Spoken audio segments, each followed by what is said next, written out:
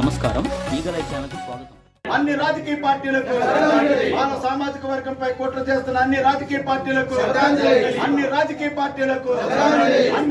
పార్టీలకు చంద్రబాబు, పవన్ కళ్యాణ్, రేవంత్ రెడ్డి, మోడీ, జగన్ రెడ్డి, జోహార్ అంబేద్కర్.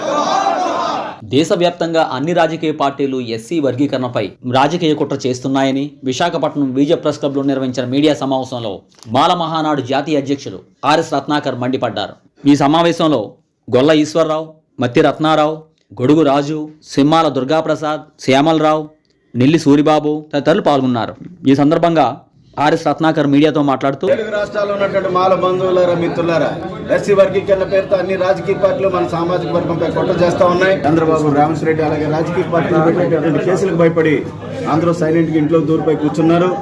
ఎక్కడైనా మనమంతా బయటకు వచ్చి పోరాటం చేయకపోతే మన సామాజిక వర్గం బతికుందా సచ్చిందని జనం అంతా అనుకుంటున్నారు.